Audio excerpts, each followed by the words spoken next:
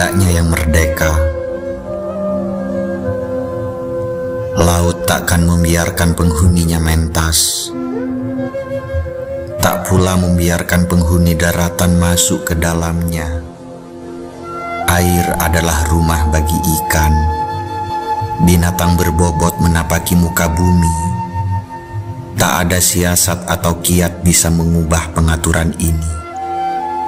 Ketetapan ilahiyah mengunci begitu kuatnya, dan satu-satunya pembuka adalah Tuhan. Melekatlah kepada penyerahan diri dan ketundukan terhadap kehendak Tuhan. Walaupun anak kunci dibentuk dengan benar, atom demi atomnya, tiada kunci yang bisa dibuka kecuali oleh rahmat ilahiyah. Ketika kau lupakan akal-akalanmu sendiri, kebahagiaan akan datang padamu dari terpandunya engkau.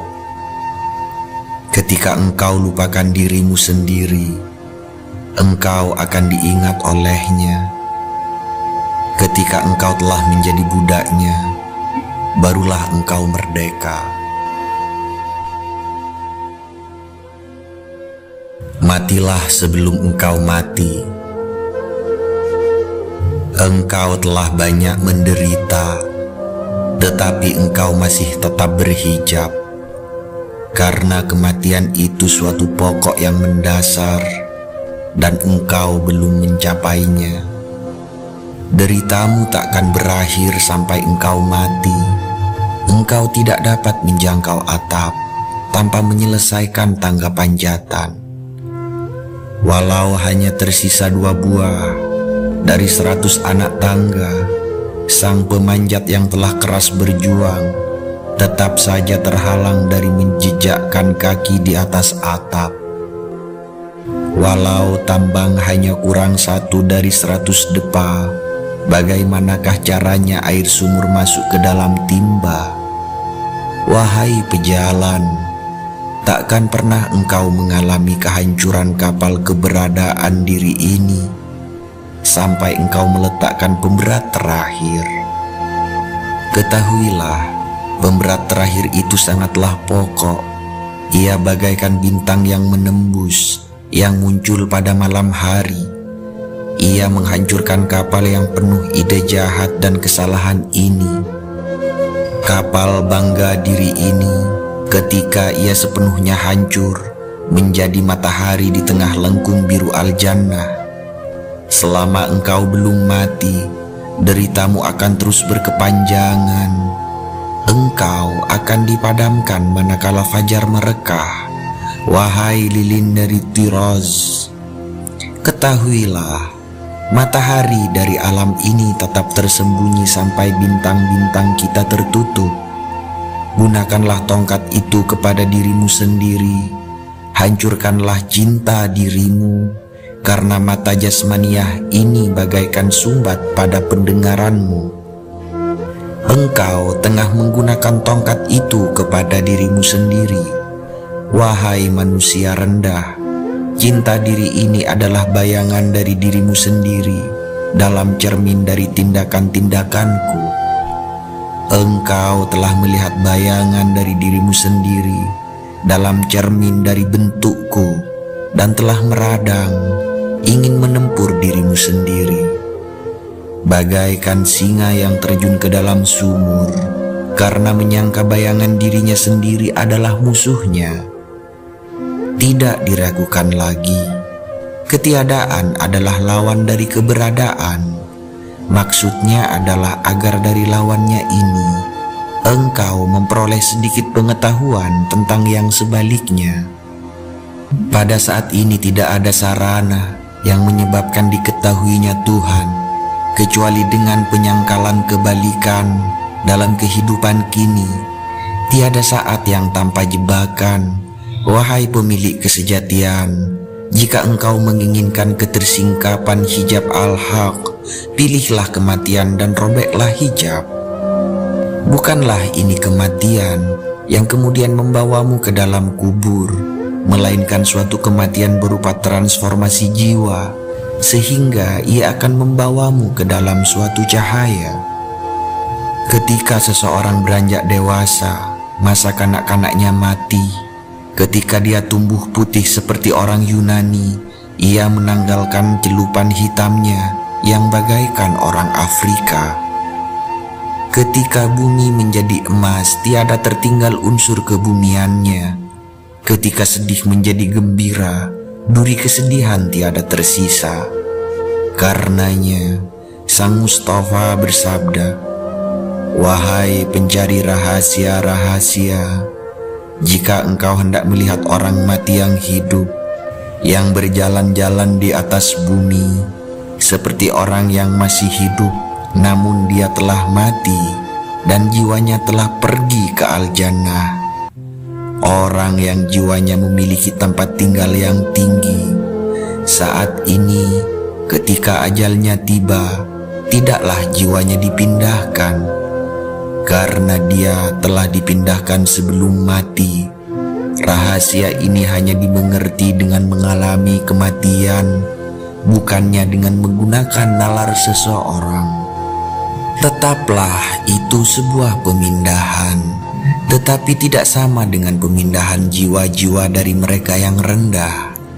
Itu mirip dengan suatu perpindahan dalam hidup ini, dari suatu tempat ke tempat lain.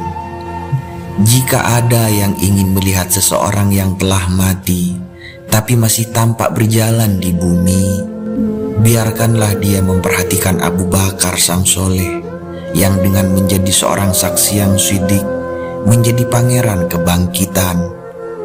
Dalam hidup kebumian kini, tataplah sang sidik, sehingga lebih yakin lagi engkau percaya kepada kebangkitan.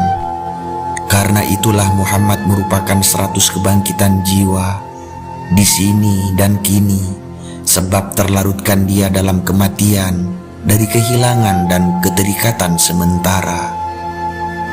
Ahmad itu lahir 2 kali di alam ini. Dia memanifestasi dalam 100 kebangkitan. Mereka bertanya kepadanya mengenai kebangkitan. "Wahai sang kebangkitan, berapa jauhkah jalan menuju kebangkitan?" Dan sering dia akan berkata dengan kefasihan bisu, "Adakah seseorang menanyakan kepadaku, sang kebangkitan, mengenai kebangkitan?" Oleh karenanya, sang Rasul yang membawa kabar-kabar gembira berkata dengan penuh makna, "Matilah sebelum engkau mati, wahai jiwa-jiwa mulia, seperti aku telah mati sebelum mati," dan membawa dari sana kemasyhuran dan keterkenalan ini. Sebab itu, jadilah kebangkitan, dan dengan demikian lihatlah kebangkitan. Menjadi kebangkitan adalah syarat yang diperlukan agar dapat melihat segala sesuatu sebagaimana adanya. Sampai engkau menjadi hal itu, tidaklah akan engkau ketahui dengan sempurna apakah hal itu terang atau gelap. Jika engkau adalah akal, engkau akan mengetahui akal dengan sempurna. Jika engkau menjadi cinta, akan engkau ketahui nyala sumbu cinta. Akan kunyatakan dengan jelas bukti dari pernyataan ini, jika ada pengertian yang tepat untuk menerimanya. Buah ara mudah diperoleh di sekitar sini, jika ada burung pemakan buah ara yang mau bertamu. Semuanya saja, lelaki ataupun perempuan di seluruh alam, tiada hentinya dalam sekarat dan tengah mati. Anggaplah kata-kata mereka sebagai wasiat seorang ayah kepada anaknya yang disampaikan pada saat seperti itu. Sehingga dengan demikian, semoga tumbuh di hatimu pertimbangan dan belas kasih, supaya akar kebencian, kecemburuan, dan permusuhan dapat tercabut. Pandanglah sesamamu dengan cara demikian, sehingga terbakarlah hatimu dengan belas kasih bagi sekaratnya. Semua yang mesti datang akan datang. Anggaplah dia sudah datang di sini dan kini. Anggaplah sahabatmu sedang sekarat dan tengah mati. Dan jika kehendak-kehendak yang mementingkan diri sendiri menghalangimu dari pandangan seperti ini, buanglah kehendak seperti ini dari dadamu. Dan jika engkau tidak mampu, janganlah terus berdiam diri dalam keadaan tidak mampu itu. Ketahuilah bersama dengan setiap ketidakmampuan terdapat yang membuat tidak mampu. Ketidakmampuan itu adalah sebuah belenggu. Dia mengikatmu dengannya. Engkau harus membuka matamu untuk menatap Dia yang mengikatkan belenggu. Karenanya, bermohonlah dengan rendah hati. Katakanlah, wahai Sang Pemandu kehidupan, sebelumnya aku merdeka, dan kini aku terjatuh dalam keterikatan. Gerangan apakah sebabnya? Telah lebih keras dari sebelumnya, kuinjak-injakkan kakiku pada kejahatan, karena Engkaulah Sang Maha Kuasa, dan aku senantiasa berada dalam kerugian.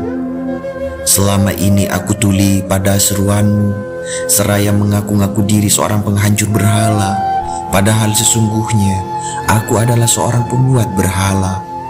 Apakah lebih pantas bagiku merenungkan tentang karya-karyamu atau tentang kematian? Kematian itu bagaikan musim gugur, dan engkau adalah akar yang merupakan sumber dari dedaunan. Telah bertahun lamanya kematian ini memukul-mukul genderangnya, tetapi hanya ketika telah terlambat telingamu bergerak mendengarkan. Dalam kesakitannya manusia yang lalai menjerit dari kedalaman jiwanya, wahai aku tengah sekara. Apakah baru sekarang ini kematian membuatmu sadar akan kehadirannya? Tenggorokan kematian serak karena teriakan-teriakannya, genderangnya robek karena kerasnya pukulan-pukulan yang diterimanya. Tetapi engkau menghancurkan dirimu sendiri dalam remeh-temeh. Baru kini engkau menangkap rahasia kematian.